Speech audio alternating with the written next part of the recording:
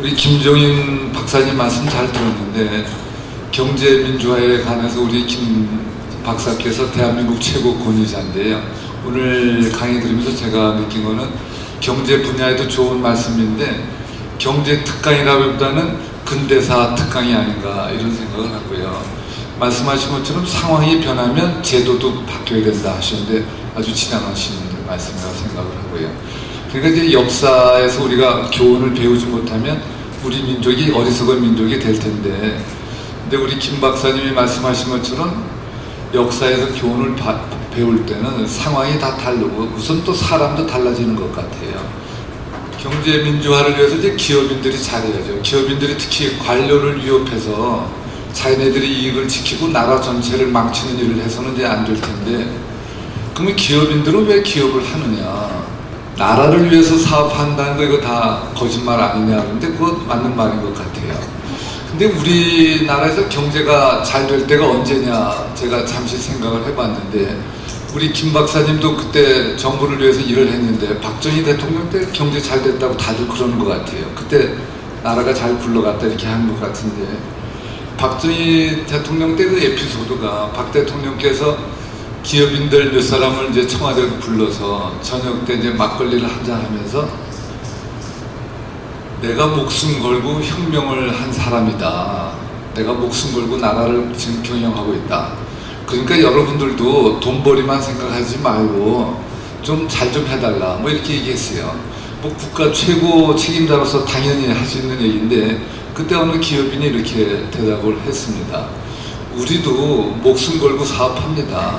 우리도 뭐 맨날 놀러 다니는 건 아닙니다. 글쎄 그때 그런 정신이 있어서 우리나라 발전에 도움이 된 건지 뭐 정경유착이 된 건지 목숨 거는 사람들이 다 모여서, 저는 나라가 발전하려면 목숨 거는 사람들은 이제 그만 나오셔도 된다고 생각을 해요. 정말 이제는 명예가 소중한 줄 알고 명예를 걸고 공직을 하는 분들이 좀 더 많이 나와야지 우리나라가 정상국가가 되지 않을까 이런 생각을 하는데, 뭐 시장 경제에서는 인간의 탐욕이 시장 경제의 기본이다. 뭐 아담 스미스라는 사람이 그런 말 했다 그러는데, 그때 아담 스미스는 인간의 탐욕만 얘기한 건 아닌 것 같아요.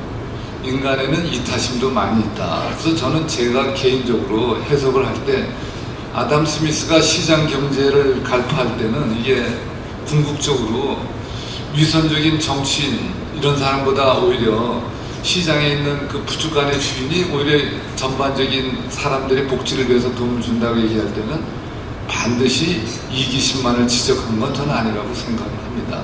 인간의 본성에 대한 아담 스미스의 정말 그 통찰력이 이타심이 더 크다고 보았기 때문에 궁극적으로 시장 경제가 굴러갈 수 있다 이렇게 얘기한 걸로 보는데, 김 박사님께서 미국의 재벌치고 법정에 쓰자는 재벌이 없기 때문에 미국은 파운데이션을 많이 만들었고 그래서 잘 굴러갔다 그러는데, 그 말씀을 들으니까 좀 희망이 생기는 것 같습니다. 대한민국 재벌들이 다 법정에 한 번도 아니고 두 번, 세 번 총수라는 분이 구속이 되고 참 개인적으로도 망신이고 회사도 망신이고 기업도 망신이고 나라도 망신인데 뭐 그런 일이 있으면 안 되는 건데요.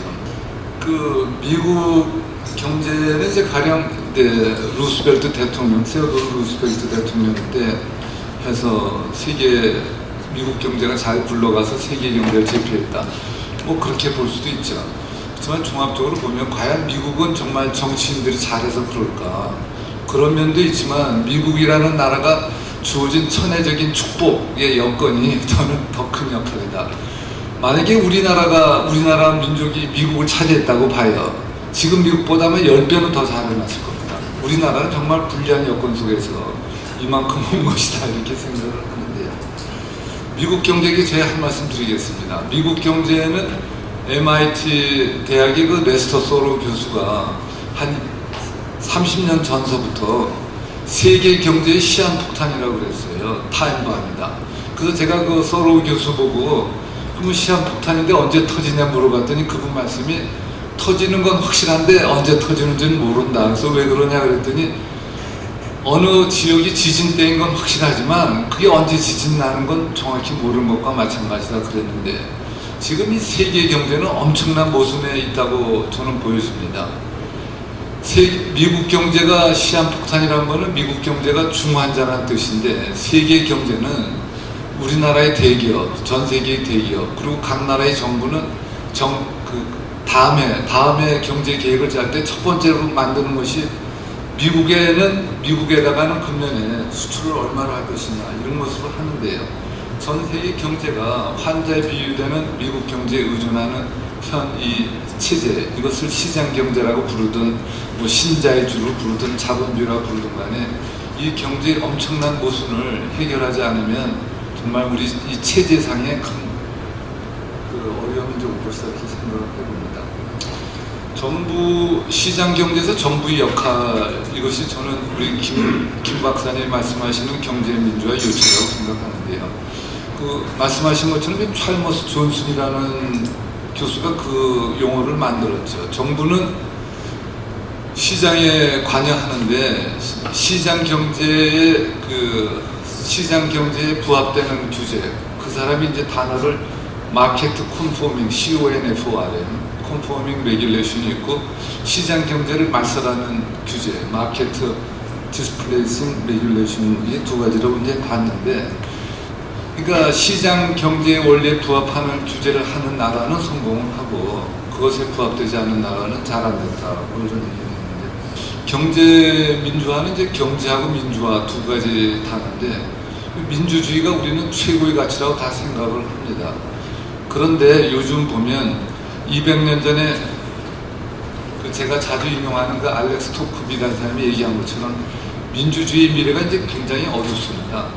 경제의 미래만 어두운 것이 아니고 중국에 있는 학자들이 이제는 중국식 체제가 세계 경제의 대안이라고 공개석상에서 주장을 할 만큼 민주주의 가치가 이제 흔들리는 이 시대인데요. 경제도 걱정을 하고 민주주의도 같이 걱정하면서 이 두 가지가 잘 되는데 우리 김 박사님 앞으로 좋은 말씀 많이 해주시기 바랍니다. 고맙습니다.